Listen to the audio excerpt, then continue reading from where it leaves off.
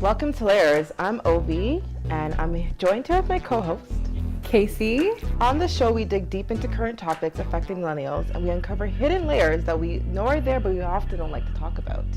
Today, we have two guests. Today we're talking about something so interesting, actually. Is it okay to date someone who openly tells you they have a criminal past, or you somehow find out about it? Or does an abuser deserve a second chance? Natasha, welcome to the show. Hi, my name is Natasha Hellwig. I am the founder of Broken Heels, which is an initiative geared towards working with women who've gone through heartache, toxic relationships, abuse, and trauma. Our whole intention is to help women grow, love, and heal. Myself, I've been through literally a decade of toxic relationships and physically abusive relationships, and had to learn how to love myself and do the same things I'm trying to help other women do. And this cause has been super dear and close to my heart and has allowed me to connect with so many awesome women. Can you share your personal experience of dating a person with a criminal past or an abuser? When I was 19, I dated someone that I'd met online, if you guys remember Black Planet. He was a bit older than me, and not much, maybe 5 years. Seemed super squeaky clean on paper. I discovered after the relationship ended that he had a criminal past. 8 months in, he was physically abusive with me. First, very sudden attack. Spoke to him a year or so after, and he very openly admitted that he wanted to kill me. I discovered later on that he was into drugs. He was pretty much running the entire east end of the Toronto city, and I don't know what he's up to now, but the experience definitely sort of made me say I need to do more research when it comes to people I'm about to date. Definitely ask 21 questions, have better discernment, and just be more observant and aware of how I feel emotionally with the person, and as well as logically, not just base it all on, okay, he looks good on paper, so I should, yeah. So what exactly happened? You said he wasn't so good, but what happened? God, wasn't ready. So he started to show signs of being really insecure of male friends. I had sort of a circle, guys and girls, and he would question why I was out with these guys. He would, I shared a birthday. He was upset that me and my fellow friend had a birthday party together. Wow. So these were the first initial signs, but again, in my mind, I was like, okay, he's 25, I'm 19, he must know better than me, you know? So I kind of started to disconnect myself from these friends to accommodate his insecurities. And then he suddenly, one day he just breaks up with me, says he can't deal with it anymore. But you still go through that talking phase. Yeah. So we still continue to talk for 2 months. I then trekked out to see him one day after school, and he... Them ones. Yeah, right. Them ones on the gold train. Oh, yeah, serious friend. And we had a great date, and he was gonna drive me home, gets in the car, and he's just so who are you fucking? That was the question, just straight up. Randomly, and everything he did was so random, to be honest. There were signs leading up to it that he would just go left from right. I was like, what are you talking about? For 40 minutes he kept asking, and then finally I was just like, yo, leave me alone, I want nothing to do with you. And he just straight punched me in the face on the highway. I had longer hair, held my hair, took out a lot of my hair, pulled off the highway, and I had to literally book it out the car, and he chased me down. Wow. And then I had to lie and say, yes, I did cheat. Were you still 19? Wait, why did you have to lie For and him say to that stop. It's weird, I know, it's super weird. I had to say, yes, tell a whole crazy story. And then he stopped, and then it was something switched in his brain, because he had dragged me back to the car. He turned on the light, and he's like, you can't go home like this. It's 10 o'clock. And, were you living with your parents? I lived at. So you admitting it basically made him stop. Yeah. And then turn back to be what sounded like someone who's nurturing. Yeah. Because you can't go home like this. Yeah. So he pulled into a gas station. I guess it was too bright. So he pulled in and noticed how bright it was, and he drove immediately out, and I freaked out, and I was like, get me the fuck out this car. And then he pulled somewhere else, got napkins, and then stayed in the car for an hour after talking to me to calm me down until he felt confident that I would go in the house and not say anything. And I didn't say anything. You didn't? No. How did you feel? I called one of my best friends, and this was, again, being 19. My friends couldn't relate to it. They knew it was wrong, but no one could understand the emotional feeling of that.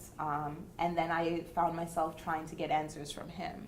So I kept calling him, why did you do this? Why did you do this? And his words, he said, I laugh now, but I'll be honest, it took a long time to reconcile his response. His response was, I thought you were cheating.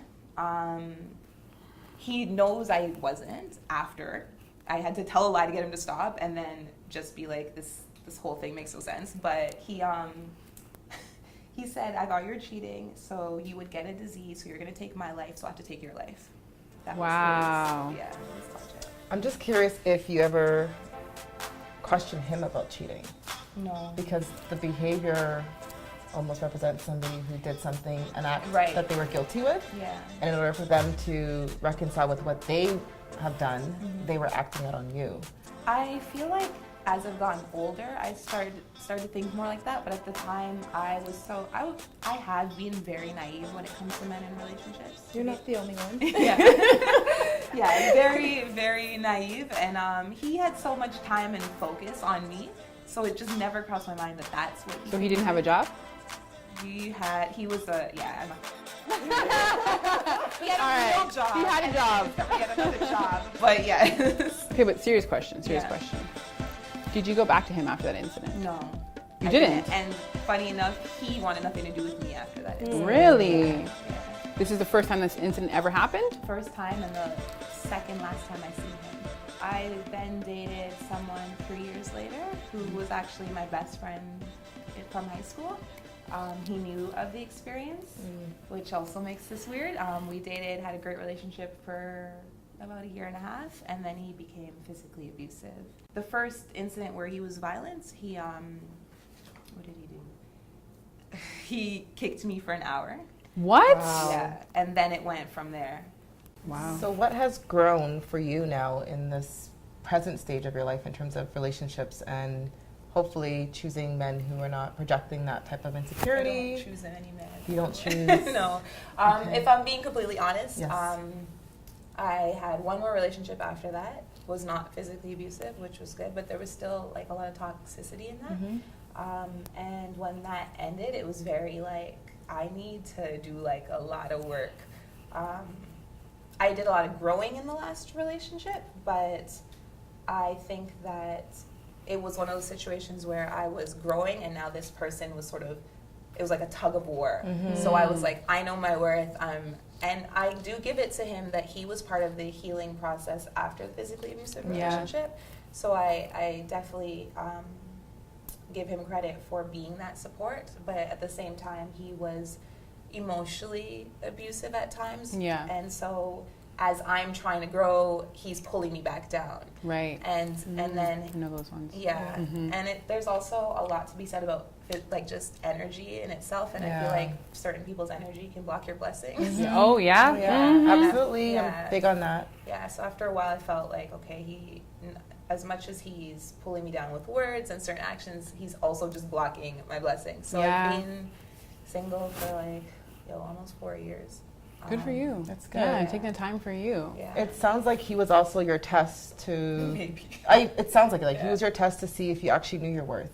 Because you recognized, seemed like you were more awake while you dated him. And you recognized that you weren't going to do this tug of war. Because you said very strongly you knew your worth. Yeah. So right away you recognized it. That came in the relationship also.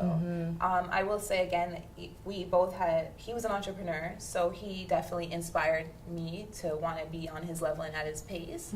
And then again, back to discernment, like I just jumped into something with him, and a year after the physically abusive relationship, that is not, I'm not going to say there's a timeline, but I don't think that was enough time. So he dealt with me going to therapy and all of that, and that was good, but he also did things that were triggers. Right. So I want to pick back up on that a little bit later and talk about the healing process and what that felt like. But we're going to jump to our next guest. Hi, I'm Jessie Stone. I'm from Toronto, Ontario, going to school for art. I enjoy tattoos. I'm Jamaican and Native, and I'm a millennial. All right, Jessie, can you tell us a little bit about your experience with dating someone with a criminal past? The first one, I guess I'll start with, would be I was 17 and he was 27. It's kind of too old, I guess. And I had never lost my virginity until I met him. And I saw him and he was just like everything I wanted. He was like tall, handsome, like mild-mannered, like calm energy, right? I just like knew I wanted him. So we also kind of, I wouldn't say jumped into it, but it was just very natural and fast. Like we were just kind of automatically together. We lived in like 3 different houses together, and he had not a real job, but a job. Wait, what's not a real job? What does that mean? Pharmacist of sorts. Choose my words correctly. Yeah, so, and a very successful one. I learned like 3 months into the relationship that he was actually on the run, had a warrant out for him. So, and he'd been on the run for like 2 years. And you never prior did to any of me. this? Well, it wasn't like, you know, these things come along as you guys grow together if you choose to, right? It's not something like, hi, nice to meet you, like, I'm wanted. Like, doesn't work like that, you know? So I figured out, like, he was wanted and stuff like that, because it wasn't obvious, right? How He was did you driving, figure that out? He had an apartment, you know? I guess just, I picked up on it, like, it wasn't really something that, like, it got discussed, like, inevitably, but I was also younger, so I wasn't, like, in his face about his business type of thing. He was quite jealous. Obviously, when I get older and I look back on things a year in... Wait. Wait, you kind of glossed over the fact that he was wanted. When you found out, was there a change in how you saw him? No. You didn't care? He was what I wanted. Okay. Yeah, I totally, like... Even what he was wanted for was a serious thing. And Which one? Can you tell? Do you mind telling us? Like murder or like... Kidnapping. Okay, all right. Yeah. Looking Okay. back, do you think you knew what you wanted at 17? Like, what No, did that I had an mean? image. Okay. I wanted this tall, calm, the man type of man, where other men knew he was the man type of man. That's what I like, right? So, and he was like respectful and stuff like that. But now, obviously, I can look back and see at the time, like, I had my head down every place in public we went. Because I did not want to make eye contact because he was going to talk to you. Why are you looking at me? And he did do things like that in the beginning of our relationship. So I kind of learned to... And I don't think it's a habit that should be learned, but it was a habit I was in to, like, keep my head down, like, not look at anybody. Like, I had looked at an older gentleman who's like in his 60s, like, just met eye contact with him in public, and he was like, went up to him and started threatening him and everything, and I was like, oh my gosh, like, I felt so bad for, like, the guy, right? But also, like, that sense of jealousy at the time and age, like, is attractive. It was attractive. And how long did you date this gentleman for? 2.5 years. So up to your 19. Yeah. So, and we had like incidents where anybody who rang my phone could be my mother. Who's that? You know, you're seeing them, you're fucking them, da da da da. You know, no, I'm not. This back and forth, right? Of like trying to prove yourself when you don't even have facts to back it up because it's like nothing's going on. Like, I've been with you the whole time, right?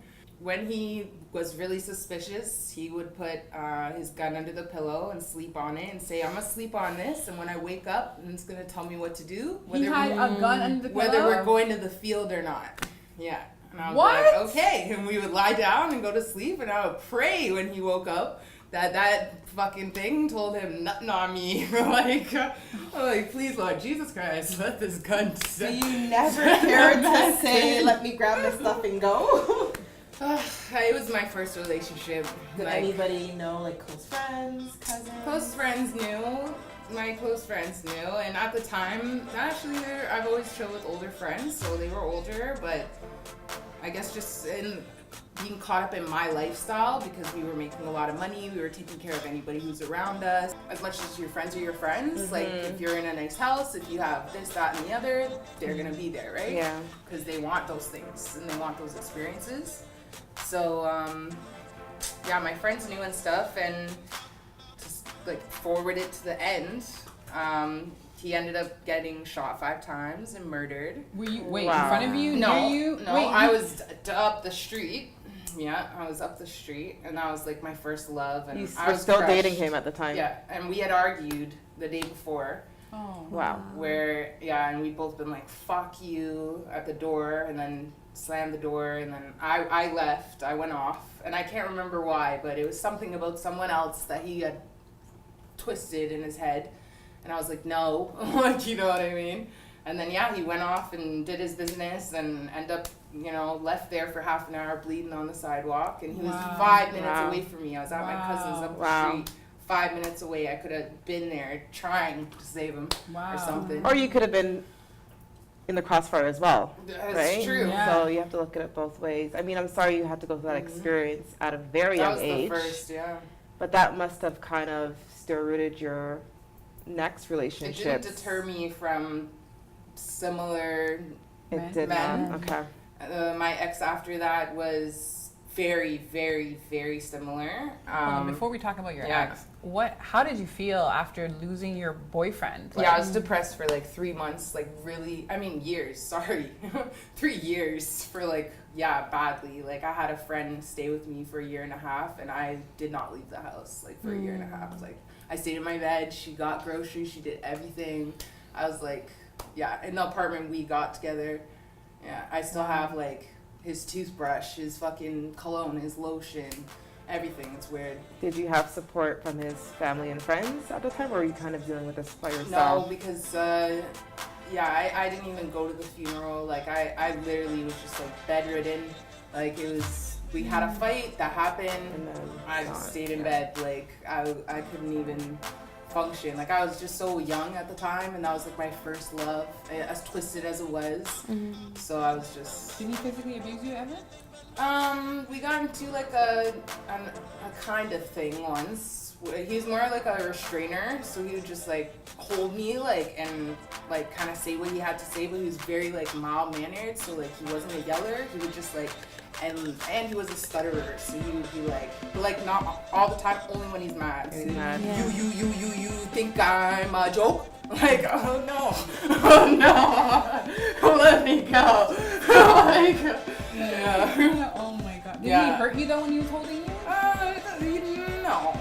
He held me tight though. It was intense. It was intense. It was to get your attention. Yeah. Or kind of trap you in a room or something and make sure he feels heard. And I pissed him off because I don't give in. He would threaten me with verbally kind of things, not overly, but even that field thing, and I'll be okay, I'm not worried, so good night. And that it's bad because you edge them on, but in the same sense you can't let them blame yourself for manipulate you. exactly. Yeah. But that didn't deter you. You took 3 years to grieve that. Well, within that 3 years, you still continued to date other people, or did you take that 3 years I had to yourself? a 1.5 years in bed. By the time it's 2 years, now I started talking to someone else just because, unfortunately, I would say towards him, I was in a place where, I needed someone at this point to, something. Pull you. Yeah, to, something. So, and I do still have a lot of love for him. I'm not in love with him anymore. And even at the time, I don't think he got, the best version of me, which is unfortunate, you know what I mean? Because that could have been a part of why, we didn't work. I hope you're not blaming yourself, though. In what way? For why you guys didn't work out. Work You're just out. saying that, No, it's harder when it ends in a death because you can't ever, you only have your version, right? So it's not you can bounce it off them and be am I correct in this situation? Or, did I really feel that way? Did you really feel that way? So many things. And because I was so young, I can't even check myself and be were you super in love or were you But I just... think that's the part that we have to grow from, is knowing that you bring your love into a relationship and somebody else brings their love into a relationship, and you don't have to question if they received it because you know that you can give it. So it sounds like you are kind of regretting not having that I regret typical closure. Yeah. But I think I you regret have to. ending in an argument. You know what I mean? Because that's like, ugh, yeah. That's like, yeah. And that's really understandable. Yeah. That's all. Because then it's like the last thing, you know? Yeah. So, but you did date someone else again. Yeah. And how did that turn out? It was more like a mental abuse, I guess. He was trying to hide me, which is how I felt, like the whole relationship, trying to like be hidden or something. Like he wasn't trying to do nothing. He wasn't trying to this, and it was like mental abuse. He tried putting his hands on me when he was drunk and upset, and I put hands on him, and it did not go well for him. So that was the last time he tried that, and we still worked on things for like a year and a half, and then I ended up leaving him for like unrelated abusive issues. Like it had nothing to do with abuse, it was just we weren't working. And more recently, Chicago. I ended up going on a trip. I met a guy online, unfortunately, which I do not advise. And fell in love with him for like 6 months, and he was like the best, like so nice, to the point where I took a trip to Chicago for like a month and ended up getting my ass kicked in Chicago. Okay. Yeah, so that was not good. During the first visit. Yeah, my first time like meeting him in real life and everything like that, and he was just like, I was so surprised, like it was so like sporadic and like random, and I was just like, okay. And he was like so like hyped up, animated, like jumping around the house, breaking phones, trying to take my phone, hide in rooms and like do things, like, because I was trying to call police. I'm like, honestly, I'm gonna call police on your ass because you are wild. Like, yeah, he ended up like putting his knees on my head, pressing all his body weight into my head. Yeah, a lot of things. That was like a physical abusive thing, and I was like fighting a man, like. And how did you get out of that situation? I actually ended up, his grandmother was very godly and knew like he's a problem apparently, but they hid it from me. We went to church a lot, and I ended up like staying more by her until the end of my trip, and yeah, came back home, and then I'm glad that the grandmother was able to come in and offer you some support, because you didn't know her from anywhere, right? Yeah. And then even after that, I was trying to talk to this other guy who didn't have a real job, back to, whatever they're doing. And, he was going through charges to the point he got charged or whatever. He ended up asking for bail money to bail him out of jail for $10,000. And, like, we weren't even dating. We were, like, talking, okay? Yeah, so that was off the table, and then, still single. Resurface your energy, Jessie. Resurface your energy. Because both of you guys have had some, crazy experiences. So I want to ask you guys right now. I want to open up the debate for everyone.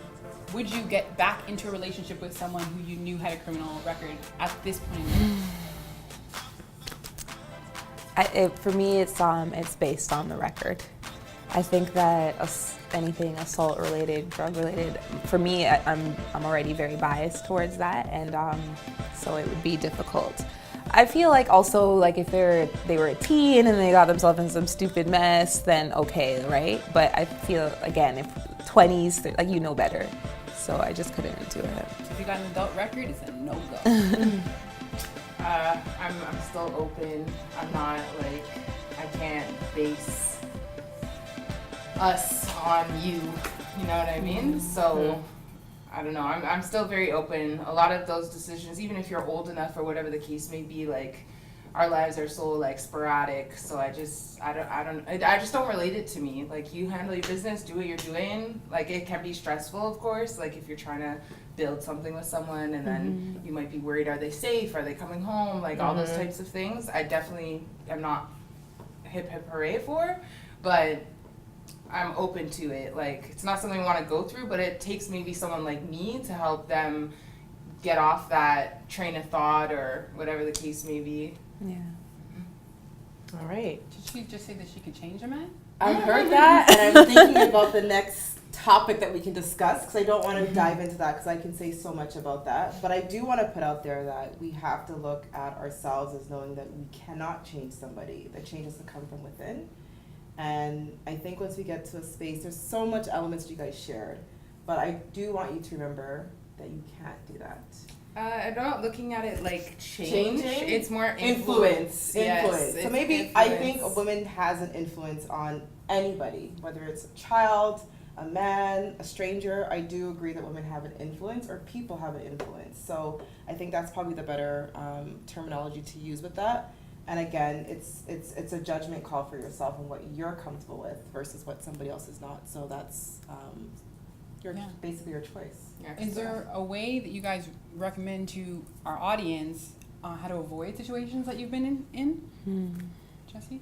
I mean, I don't know. I'm not very like judgmental like of that stuff. Even going in, like I'm not looking to change them towards the criminal stuff, right? So it's not something I'm like I accept it. Like there's so many people doing so many different things. So more specifically for you, I think the one thing that stuck out in your conversation was the online dating one that you mentioned. I would definitely avoid. What in that process would you have changed for the future if you wanted to get involved with someone online? Like, was there maybe questions that you could have asked, or maybe taking it slower, not do a full month with somebody? That was like a clear like a lie. Like what he presented to me and his true self was not on par. Like they were not related at all. And through online is a lot easier not to show your true self, right? You pick up the phone, you are who you are, how you want to be, and then you know what I mean, you can be whoever you really are. So that's a part of the online thing, is like it's easy for people to hide or change, be whoever they want to be. Your advice would be, I am off that. I would online. super off that. Yeah, you need this to read a person, right? Yeah. That's good advice. I agree with Jessie. The online thing, the first person I met was online, and same thing, he presented differently. But then I did have that experience with someone I thought I knew like very well. So I think just like taking your time, really. I feel like myself personally, and I think a lot of women, we can be a revolving door of relationships and want to spend time with someone out of loneliness and not spending enough time with ourselves. So I think just making sure you, as corny as cliche as it sounds, like you gotta love yourself first, making sure you spend that time with yourself. I would be in relationships and pick up their hobbies. So there was a point I didn't even know what my hobbies were. So it's like finding that back before I try to spend time with someone else. Yeah. wow, that was really, really good conversation. I think you both brought different dynamics with your own experience. Natasha, you've definitely grown in your way that you would like to grow through your relationship. And I think that's commendable, to be kind of dating in an awakeness. A lot of people don't do that. Like you mentioned, we kind of just revolve to the next relationship over and over again. And then Jessie, like, you blew me away when I first met you. Like, you have this personality, you're yourself, and I think that's commendable, to be authentic and to kind of love people for who they are. I think a lot of times we kind of walk around like we wouldn't do things, and we are doing it. So I think from day one when I heard your story, I told Casey, like, I always admired you for being an honest and authentic person. Because a lot of us are doing things that we are not comfortable even telling our best friend that we're doing, and we're doing it, and we would sit there and, you know, give the next person a dirty eye about it. So thank you guys both for being vulnerable, for coming to Layers, so we can peel away some of their stories, and we hope that this will be helpful to others out there. Thank you for having us.